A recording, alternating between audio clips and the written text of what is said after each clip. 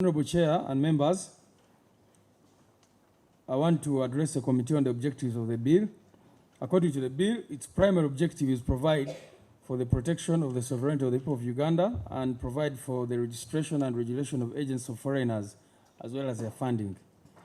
The bill creates an impression that Uganda and its people lack the necessary laws to uphold their sovereignty.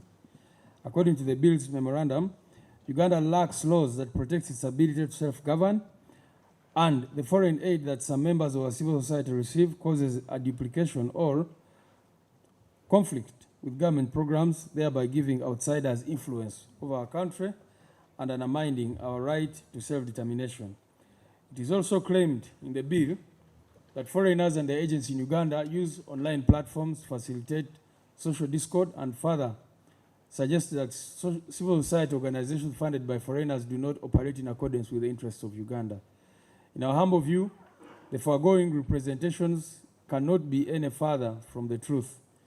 Uganda already has several laws that sufficiently address whatever mischief the bill seeks to cure, and the laws that we have in place stipulate sanctions if violated. Chief among these is the 1995 Constitution, which in Directive Principle 4 and Article 1 guarantee the sovereignty of the people of Uganda. Notwithstanding the unconstitutional nature of some of their provisions, other laws that already address the defects purportedly identified include the Computer Misuse Act, the Anti-Money Laundering Act, the Political Parties and Organizations Act, the Presidential Elections Act, the Parliamentary Elections Act, NGO Act, and among others. You notice, Honorable Chair and members, that, for example, the Political Parties and Organizations Act sets in place how much money a political party can receive in a given year from foreign sources. Ironically, since it regained independence in 1962, Uganda has greatly benefited from the warmth and generosity selflessly extended to it by the international community. That community currently funds nearly half of our recurrent national budget.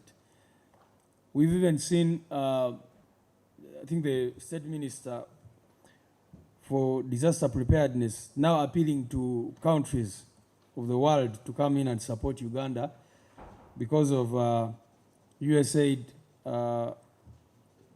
funding gaps.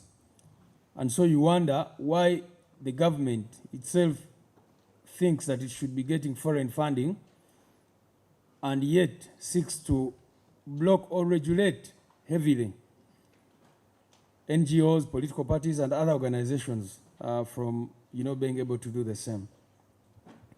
More still, the very system of government that Uganda is running today and the architecture of its public service are largely creatures that some international community dismisses, that the bill dismisses as foreigners and seeks to shut out from Uganda's affairs. Yet, if it were not for the intervention of foreigners like the World Bank and the International Monetary Fund at the close of the 20th century, Uganda's economy, which the NRM government takes credit for, would probably be doing far worse. We are therefore convinced that the stated objectives of the Protection of Sovereignty Bill are not sincere, and the bill ought to be accordingly withdrawn in its entirety. The National Unity Platform believes that this bill is completely unnecessary. At the outset, I wish to also concerned about the speed at which this bill is being processed, and we hope that stakeholders will be given sufficient time to give their input, especially because of the implications of such a bill. Now let's look at some of the implications. While ostensibly seeking to prevent, this bill severely limits the ability of Ugandan citizens to exercise or enjoy their fundamental rights and freedoms. It fails to meet the constitutional threshold required for such limitations by Article 43 of our Constitution as below. 1. Whereas on the surface, the bill states in its objectives that it aims at protecting the sovereignty of Uganda and its citizens, it collapses under scrutiny. 1, the bill conflates the interests of a sitting government with the interests of the wider public. This is seen, for example, in clauses such as Clause 2(2)(g) and Clause 8(3), which prohibit citizens from influencing the public to oppose a policy of government and from hindering or disrupting the implementation of government policy, respectively. Honorable Chair, our duty as the opposition, for example, whether we are in Uganda or abroad, is to oppose government policy. That's why we are there as the opposition, to oppose what the present government is doing. What this bill is saying is that if someone is opposed to public policy and you're a foreigner, and I'll come to that, then you are committing a crime. This bill is essentially criminalizing opposition. We know that in Uganda, opposition has already been criminalized, but once you say, that citizens should not influence public policy or oppose the policy of government, then I think that's extremely unconstitutional. The bill targets conduct that is already regulated by existing laws, as we already submitted above.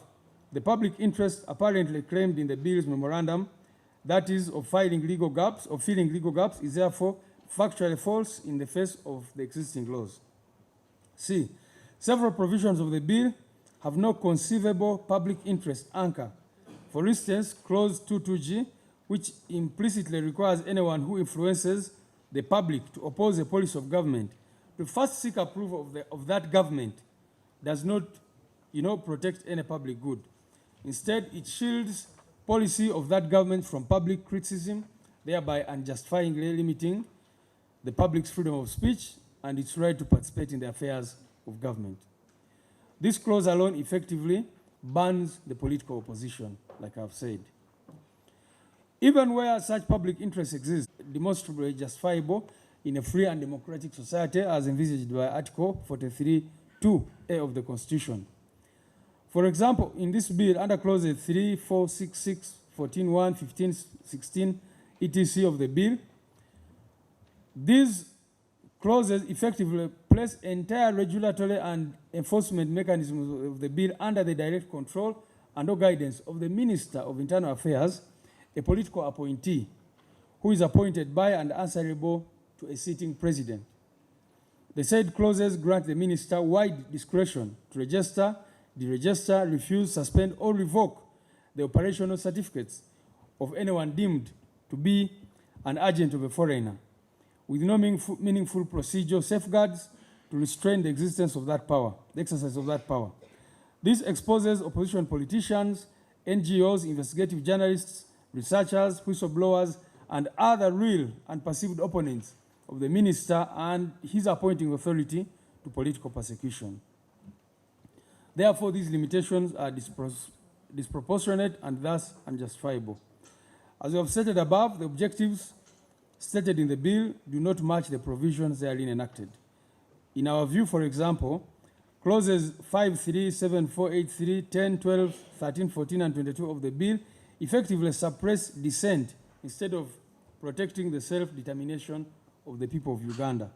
We also consider the following clauses to be overly broad and disproportionate for the reasons indicated against each. The definition of a foreigner under clause 1 of the bill is as ridiculous as it is the foundational source of the bill's overbreadth. Every substantive offense in the bill is construed around this definition of a foreigner, meaning that it is disproportionate, that which infects almost every provision. Our view is that once you begin with the definition of a foreigner in that manner, that particular provision affects the rest of the bill, and that is why we oppose it in its entirety. The definition is unconstitutional because, first, it includes Ugandan citizens residing out of Uganda. It means, Mr. Honorable Chair, that if a Ugandan goes on a plane or moves by any other means out of Uganda, that person at that point has become a foreigner. How ridiculous. This provision is unconstitutional. It renders these people foreigners in their own country by their mere fact of physical location abroad. The presupposition is that maybe they should even abandon their passports. That once you move out of Uganda, even if you have a Ugandan passport, at that point you've become a foreigner. Any Ugandan in the diaspora who sends money to their family or funds a political campaign or communicates political views to relatives at home is considered a foreigner. And thus, whoever is based in Uganda who wishes to deal with him or her requires ministerial permission. Second, and most critically, the definition empowers a minister to declare any person or body a foreigner. This delegation grants a minister open-ended power to expand the definition of a foreigner, to capture any individual organization at will without any defined criteria.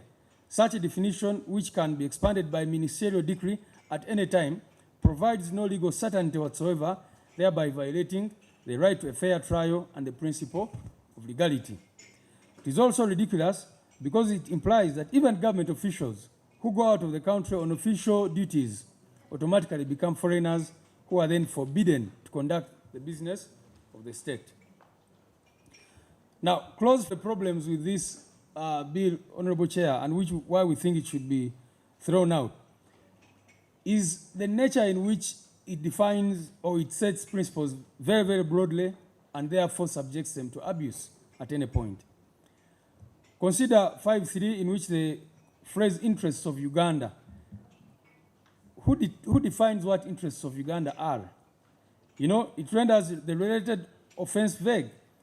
This violates citizens' right to free speech and association, because everybody will be asking themselves if what I'm going to say, whether what I'm going to say is contrary to the interests of Uganda or not, because who defines what the interests of Uganda amounts to? Clause 6.1 and 2 require cabinet approval before any person performs functions ordinarily the responsibility of government, as listed in the 6th schedule to the Constitution, cripple legitimate NGO service delivery in sectors like health and education, in disproportionate violation of citizens' freedom of association, right to work, civic participation, etc. Clause 7.3 criminalizes policy development without cabinet approval. Can you imagine? Thus effectively outlawing opposition manifestos, academic policy work, research, which is disproportionate violation of citizens' freedom of expression, thought, and opinion. Clause 8.3 prohibits acts that hinder or disrupt government policy implementation without necessarily requiring unlawfulness or harm. Left as it is, this clause converts such actions as democratic opposition, litigation, and even journalism into criminal conduct, which constitutes a disproportionate violation of the freedom of expression and the freedom of assembly. Clause 11.2 prohibits foreign-linked influence over our elections. Honorable Chair, that's very, very problematic. Now, when you read that and compare it to the definition of the foreigner in Clause 1, and then the bill is saying that, you know, foreigners should not influence our elections. And these foreigners include Ugandans in the diaspora. So does that mean that Ugandans in the diaspora should now not have a say in how elections are run? In any case, the High Court of Uganda has already declared that Ugandans in the diaspora should be given an opportunity to even vote. But as you know, that right has not been implemented by the Electoral Commission and other agencies. So it's ridiculous to say that if a foreigner is, you know, influencing elections in Uganda, and then with that broad definition of a foreigner, it is very, very problematic. Right to vote and participation in electoral processes. Clause 12.1 prohibits any meeting aimed at interfering with government operations without establishing a threshold for when such a meeting would become unlawful. Effectively outlaws opposition political rallies, trade union activities, etc., in violation of freedoms protected by Articles 29(1)(a) and D and 43 of the Constitution of Uganda. Clause 13 makes it an offense for anyone to publish any information, even if it may be true, or participate in any act that weakens or damages the economic system or viability of the country, causing economic disruption, insecurity, or instability. How do you define this? It is so broad that the government will wake up one day and choose to interpret it in any way it desires. Besides being vague, this provision suppresses journalism and political criticism, which disproportionately violates citizens' right to speak freely and access to information, as well as Article 43 itself, as no legitimate democratic society criminalizes truthful publication. Clause 22.1 imposes a funding cap of 400 million per 12 months on affected organizations, and that is likely to cripple activities of such organizations as opposed to encouraging them. You know, Honorable Chair, for example, the National Unity Platform, irregularly has been prohibited from getting public funds that it ordinarily should be entitled to. That's a debate for another day. So what this bill is saying is that NUP as a political party should not be receiving funding of this magnitude, you know, from what it is defining as a foreigner. Effectively, you're saying we have crippled you internally and even crippled your probable sources. You know, if Ugandans in the diaspora collect money collectively and want to send it in one go, this bill says that is a crime being committed. So, which again makes the intentions of the bill suspect. Clause 23(1), which defines disruptive activities to include... First, I must commend the eloquence of the Secretary General. The Honorable Fox is not appreciating that. Please, give credit where it's due. First of all, I appreciate for your presentation, but mine goes on the issue of diaspora. I'd like to bring it to the attention. First of all, I appreciate for your presentation, but mine goes on the issue of diaspora. I'd like to bring it to the attention, the Secretary General of NUP, that actually it's not only NUP which has a support base in the diaspora. All the parties, political parties, they have support base in the diaspora. So the law will not only affect NUP, but it will affect across the board. For example, NRM has even the directorate of in its secretariat in charge of diaspora. So NUP, I want to allay your fears that this law is only affecting you, so it will affect the whole across the board of all political parties. That's order. That's the Honorable Rauben Arinitwe. The General of NUP, that actually it's not only NUP which has a support base in the diaspora. All the parties, political parties, they have support base in the diaspora. So the law will not only affect NUP, but it will affect across the board. For example, NRM has even the directorate of in its secretariat in charge of diaspora. So NUP, I want to allay your fears that this law is only affecting you, so it will affect the whole across the board of all political parties. That's order. That's the Honorable Rauben Arinitwe. Affect only NUP, which is why you should also oppose it. Definitely. I was here to speak on behalf of NUP diaspora, but now that you agree that it will also affect your diaspora, then you should, as NRM, oppose it with all your lives. Now, Honorable Katuntu,